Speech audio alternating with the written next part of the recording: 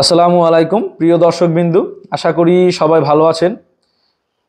ভূমিকম্পর পর থেকে আমাদেরকে অনেকে ছবি পাঠাচ্ছেন, ভিডিও করে পাঠাচ্ছেন, কল দিচ্ছেন যে আমার বিল্ডিংয়ে এই রকমের ফাটল আসছে, এটা আসলে মেজর কিনা, বা এই রকমের ফাটল আসছে আমার সমস্যা হবে কিনা, বা কি করণীয়। তো তাদের জন্য আজকের এই ভিডিওটা বানানো, যে আসলে আমি চিহ্নিত করে দিব যে কোন ধরনের ফাটল হলে আপনি বুঝবেন যে এটা ঝুঁকিপূর্ণ, আর কোন ধরনের ফাটল হলে বুঝবেন যে এটাতে ওই রকমের কোনো সমস্যা নাই।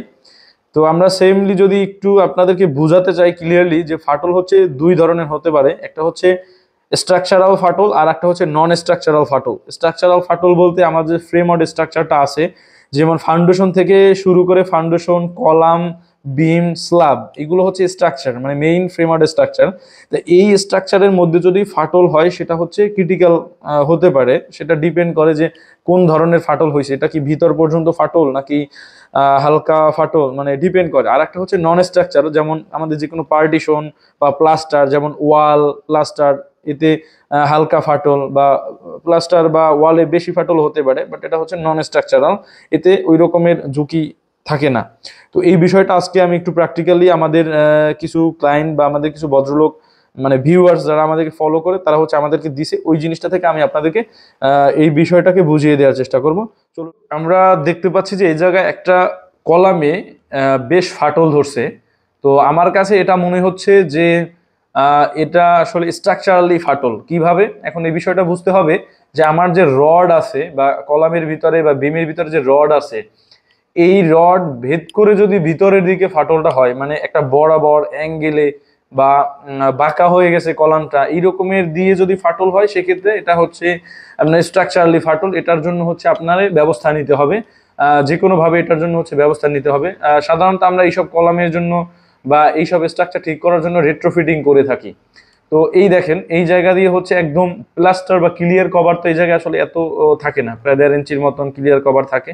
তো এই জায়গায় মেনলি এটা আমি আরো ভিডিওতে বা ইয়াতে যা দেখলাম, এটা আসলে স্ট্রাকচারালি ফাটল। এই কলামটার ভিতর থেকে আসলে ফেটে গেছে, বা এর স্টিলগুলো হচ্ছে বাঁকা হয়ে গেছে। তো এইরকম একদম একদম ভিতর থেকে, মানে ফেটে গেছে, একদম ভিতর থেকে ফেটে গেছে।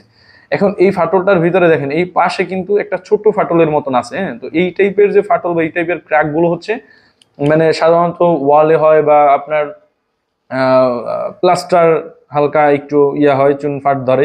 তো এই টাইপের স্ট্রাকচার, মানে এই টাইপের যে ছোট যে ফাটলগুলো, এগুলো হচ্ছে অতটা ক্রিটিক্যাল না, এগুলোর জন্য কোনো ব্যবস্থা আপাতত নেওয়ার দরকার নেই। তবে আপনার যদি মনে হয় যে আপনার স্ট্রাকচার দুর্বল, বা সঠিক স্ট্রেংথে নেই, বা সঠিক শক্তিতে নেই, সেক্ষেত্রে আপনি এটাকে টেস্ট করে, পরীক্ষা করে, যে আপনার কলামের বা আপনার স্ট্রাকচার সঠিক শক্তিতে আছে কিনা, তো এই জিনিসটা টেস্ট করে এরপরে আপনি ব্যবস্থা নিতে পারেন। যেহেতু আমাদের দেশ এখন ভূমিকম্প ঝুঁকিতে আছে, তো সেক্ষেত্রে এগুলো আপনি সাবধানতা অবলম্বন করতে পারেন। আমরা একটু যদি লক্ষ্য করে দেখি যে আমাদের কি অবস্থা, টোটাল কলামটা কিন্তু এরকম ফেটে গেছে। দেখা যায় এরকমের একটা কলাম চোখের সামনে আছে দেখে আমরা বুঝতে পারতেছি বা ফিল করতে পারতেছি, বাট এরকমের কিন্তু অন্য কলামগুলো কিন্তু এভাবে স্ট্রাকচারালি দুর্বল থাকতে পারে।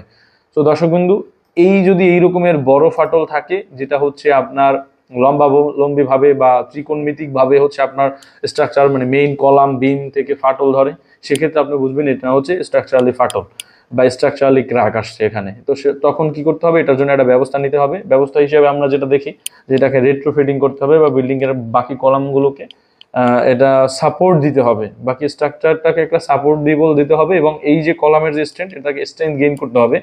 আর এই ক্ষেত্রে আমরা যেটা করি, সাধারণত রেট্রোফিটিং করি, সচরাচর সবসময় আমরা রেট্রোফিটিং করি, মানে এই কলামটার সাথে আরো কলামটাকে আরো মজবুত ভাবে তৈরি করি। দর্শক বিন্দু, এই ছিল আজকে আমার ভিডিও। যাদের এইরকমের সমস্যা আছে বা হয়েছে, তারা অতি শীঘ্রই হচ্ছে আপনার ব্যবস্থা নেবেন, কারণ যে কোনো সময় একটু ভূমিকম্প হতে পারে। অল্প ভূমিকম্পতে দেখা যায় তাদের স্ট্রাকচার ধসে পড়তে পারে।